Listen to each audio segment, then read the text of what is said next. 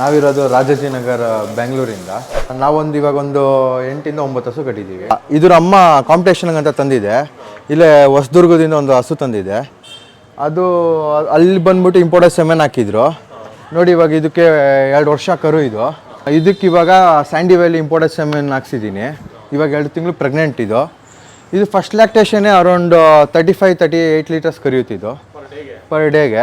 Depends on semen sir. ಅದು ಇದೇನಾರ ಕರು ಹಾಕಿರೋ ಸೆಕ್ಸ್ ಹೆಣ್ಗರನೇ ಹುಟ್ಟಿದ್ರೆ ನನ್ನ ಅದೃಷ್ಟಕ್ಕೆ ಅದು ಬಂದ್ಬಿಟ್ಟು ಫಸ್ಟ್ ಲ್ಯಾಕ್ಟೇಷನ್ನೇ 40+ ಕರಿಯುತ್ತೆ. ಹಂಗೆ ನೋಡಿ, ಇದೇ ಡಿಪೆಂಡ್ಸ್ ಆನ್ ಬ್ರೀಡಿಂಗ್. ಈ ಥರ ಬ್ರೀಡಿಂಗ್ ಮಾಡಿದಷ್ಟು ನಾವ್ಯಾಕೆ ಬೇರೆ ಕಡೆ ಎಲ್ಲ ಹೋಗಿ ಹಸುಗಳು ತರಬೇಕು? ನಮ್ಮ ಹತ್ರ ಹುಡ್ಕೊಂಬರ್ತಾರೆಲ್ಲ. ಇವಾಗ ನಾವು ಹೆಂಗೆ ಪಂಜಾಬು ಅಲ್ಲೆಲ್ಲ ಹಸ ನಾವು ತರಕ್ಕೆ ಹೋಗ್ತೀವಿ, ನೆಕ್ಸ್ಟು ನಮ್ಮಿಂದ ಅವ್ರ ತೊಗೊಂಡೋಗಿ ಅವ್ರು ಬ್ರೀಡಿಂಗ್ ಮಾಡ್ಕೊಂಡು ನಾವು ಇವಾಗ ಅವ್ರ ಥರ ತೊಗೊಂಡಂಗಾಗೋಯ್ತು. ಇವಾಗ ತಿರ್ಗಾ ನಮ್ಮ ಹತ್ರ ಹುಡ್ಕೊಂಬರ್ಬೇಕು. ನಾನೊಬ್ಬನೇ ಅಂತಲ್ಲ ಸರ್, ನಾನು ಎಲ್ಲರಿಗೂ ಹೇಳೋದಿಷ್ಟೇ, ಒಳ್ಳೆ ಹಸುಗಳು ಕಟ್ಟಿ ಅದಕ್ಕೆ ಒಳ್ಳೆ ಸೆಮೆನ್ಸ್ಗಳು ಹಾಕಿ ಒಳ್ಳೆ ಕರುಗಳು ಹಾಕಿಸ್ಕೊಳ್ಳಿ. ಅದೇ ಕರುಗಳನ್ನ ಇಂಪೋರ್ಟ್ ಮಾಡಿಕೊಂಡು ಒಳ್ಳೊಳ್ಳೆ ಜೆನೆಟಿಕ್ ಮಾಡಿಕೊಂಡ್ರೆ ನಮ್ಮ ಡೈರಿ ಫಾರಮು ಸಕ್ಸಸ್ ಆಗುತ್ತೆ. ನಾವು ಬಂಡವಾಳ ಹಾಕೋಂಗೂ ಇಲ್ಲ, ಏನೂ ಇಲ್ಲ. ಇವಾಗ ಒಳ್ಳೊಳ್ಳೆ ಕರುಗಳಾಗುತ್ತೆ, ಚೆನ್ನಾಗಿ ನಾವೇ ಡೆವಲಪ್ಮೆಂಟ್ ಮಾಡ್ಬೋದು. ಹೌದು ಸರ್. ಏನು ಸರ್, ಅಲ್ಲಿಂದ ಪಂಜಾಬಿಂದ ಬರಬೇಕು ಅಂತ ಅರೌಂಡ್ 5 to 7 ಡೇಸ್ ಬೇಕು ಸರ್. ಅಲ್ಲಿಂದ ಇವಾಗ ನಾವೇ ಒಂದಿನ ಇಲ್ಲಿಗೆ ಧರ್ಮಸ್ಥಳ, ತುಮಕೂರು ಅಲ್ಲಿ ಇಲ್ಲಿ ಎಲ್ಲ ಹೋಗಿ ಬರೋಕ್ಕೇ ನಾವು ಸುಸ್ತಾಗೋಗಿರ್ತೀವಿ. ಅದು 7 ದಿನ 5 ದಿನ ಟ್ರಾವೆಲ್ ಮಾಡಿ ಇಲ್ಲಿ ಬಂದು ಪಾಪ ಅದು ರೆಡಿಯಾಗಿ ತುಂಬ ರಿಸ್ಕ್ ಇದೆ ಸರ್. ತುಂಬ ಮೋಸ ಸರ್.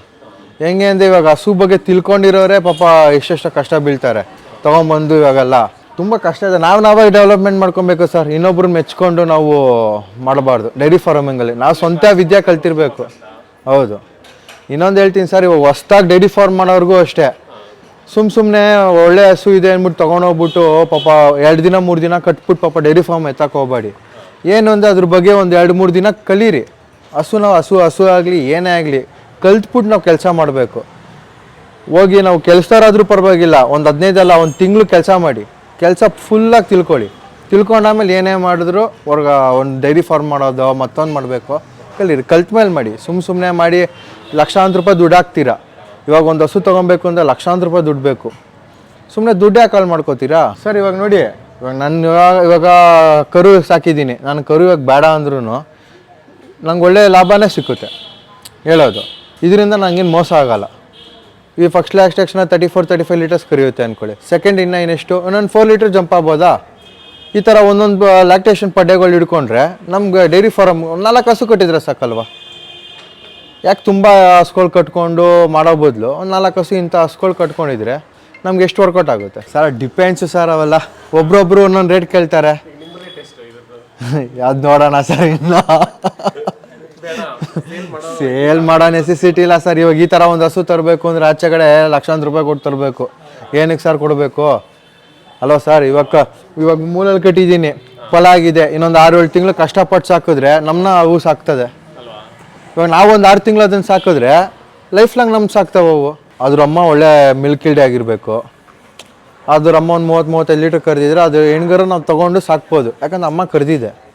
ಮಗಳಿಗೂ ಒಂದು ಲೈನ್ ಇರುತ್ತೆ ಎಲ್ಲ, ಅದ್ರ ಮೇಲೆ ಡಿಪೆಂಡು ಸರ್. ಅದು ಹೆಂಗಂದ್ರೆ ನಾವು ತೊಗೊಳೋದು ತಪ್ಪು ಸರ್. ಅದು ಸರ್ ಏನಿಲ್ಲ, ಇವಾಗ ಕರು ಹಾಕಿ ಒಂದು 15 ದಿನಕ್ಕೆ ಗ್ರೋವರ್ ಫೀಡು, ಒಂದು 3 ತಿಂಗಳಾದಮೇಲೆ ಅದಕ್ಕಿಂತ ಫಸ್ಟ್ ಸ್ಟಾರ್ಟರ್ಸ್ದು ಇದೆಲ್ಲ ಫೀಡ್ಗಳು ಬಂದಿದೆ ಸರ್. ಇವಾಗ ನಾವು ಹೆಂಗೆ ಅಂದರೆ ನಾವು ಜೆನೆಟಿಕ್ಕಾಗಿ ಚೇಂಜ್ ಆಗ್ತಾ ಇರಬೇಕು. ಇವಾಗ ಇದಕ್ಕೆ ಏನು ಹಾಕಬೇಕು, ಅದಕ್ಕೆ ಆಹಾರ ಹಾಕಬೇಕು.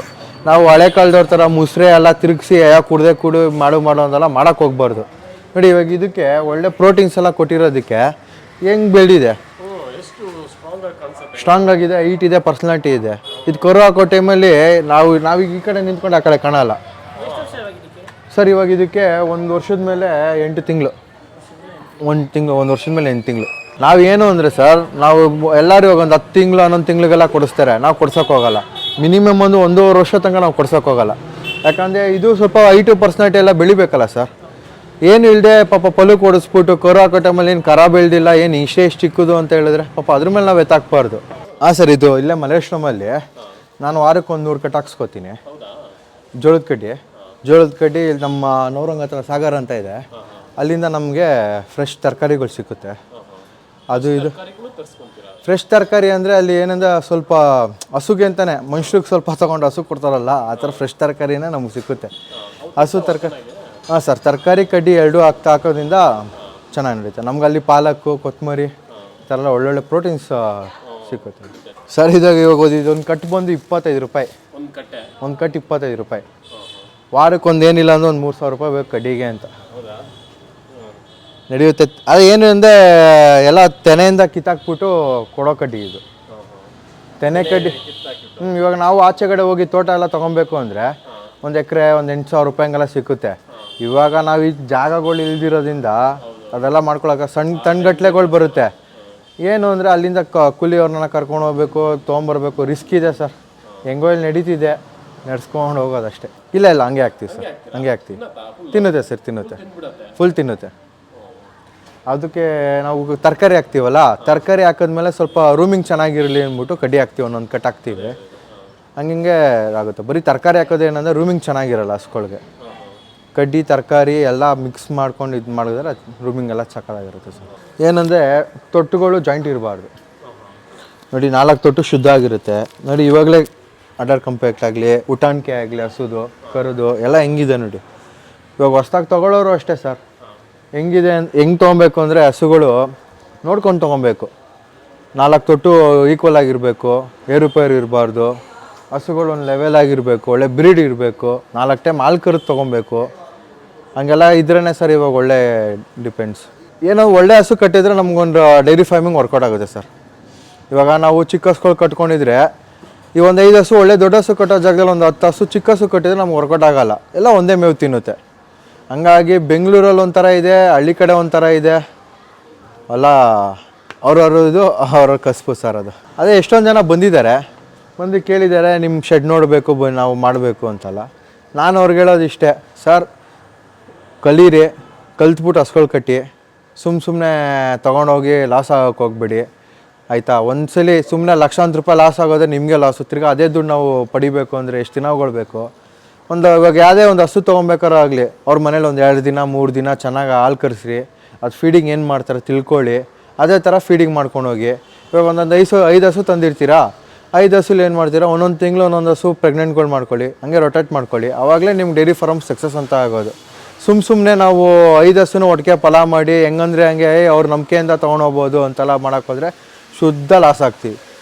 ಇವಾಗ ಯಾರೇ ಆಗಲಿ, ಅವ್ರು ಹೋಗಿ 4 ಟೈಮ್ ಹಾಲು ಕರೀರಿ. ಎಷ್ಟಾಗ್ತಾಯಿದೆ ಹಾಲು, ಅವ್ರು ಹೇಳಿದ ಹಾಲಿಗಿಂತ 1 ಲೀಟ್ರ್ ಕಡಿಮೆ ಆಗಲಿ, ಖುಷಿಯಿಂದ ತೊಗೊಂಡೋಗೋಣ. ಅವ್ರಿಗೂ ಇವ್ರಿಗೂ ಹೇಳೋದು ಒಂದು 5 ಲೀಟ್ರ್ 6 ಲೀಟ್ರ್ ಡಿಫ್ರೆನ್ಸಲ್ಲಿದೆ, ನಾವು ತೊಗೊಳೋದು ಬೇಡ.